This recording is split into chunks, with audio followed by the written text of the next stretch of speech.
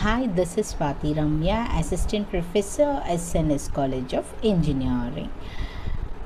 Part in the 1960s, they have been looking into the transformational generative grammar.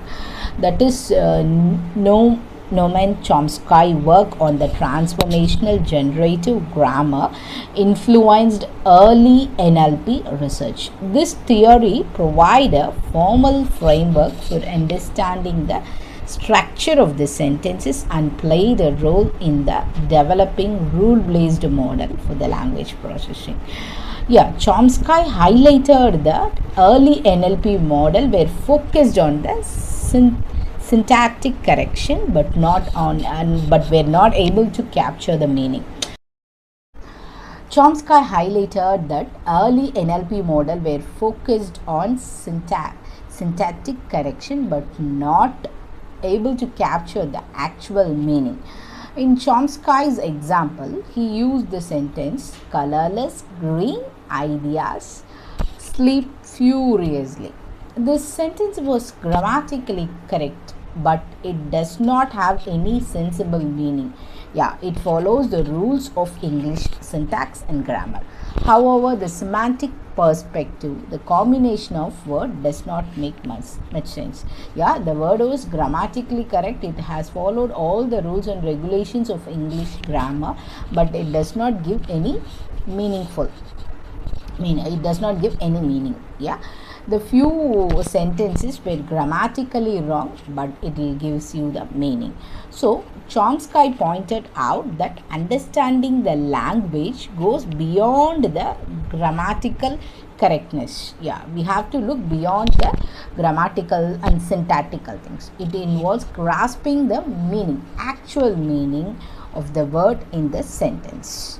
That was the work of Chomsky. Then in later part 1966, Eliza. In 1966, we have a new thing called Eliza. It was created at MIT in 1966. Eliza was one of the first chatbot program. Eliza operates using a simple but effective pattern matching mechanism. It analyzes the input it receives and searches for the specific pattern in that input and generate the output as a responses based on that patterns. If a user types "I feel very sad," the Eliza might recognize the pattern. It will take the first two sentences. It recognizes the pattern "I feel." The "I feel" means it's an emotion. So what Eliza will do, it will respond something like "Why do you feel?" So it will asking you back, "Why do you feel?" So it does not truly understand. Actually, the machine truly will not understand the human feelings, but it will just respond to your question. It does not truly understand the emotion, but it uses the pattern matching to stimulate the conversation about the feelings. Then the later part 1970s and 1980s, we have a new approach called statistical approaches. Researchers began using statistical models to analyze and process the language, moving away from purely rule-based methods. Rule-based methods basically depends only on the linguistic experts. So they just move apart from the rule-based method and they focused on the statistical approaches. In 1970s, we have a new approach that's called division into symbolic and stochastic approaches. In this symbolic approach, you see, it's a rule-based. It's like a rule-based approach. It focuses on the formal language and the syntax, generating syntax.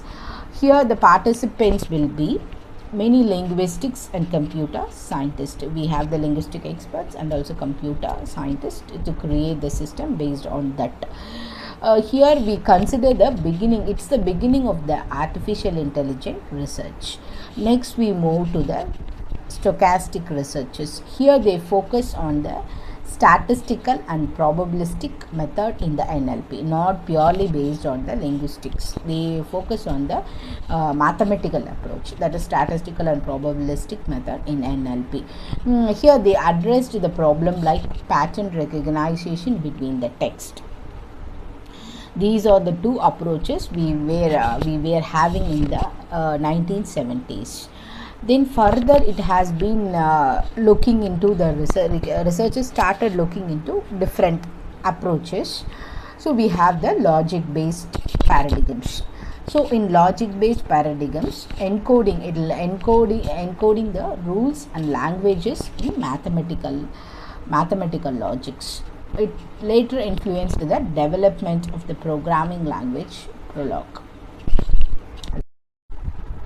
Thank you. Remaining things will be discussed in the next video. Thank you.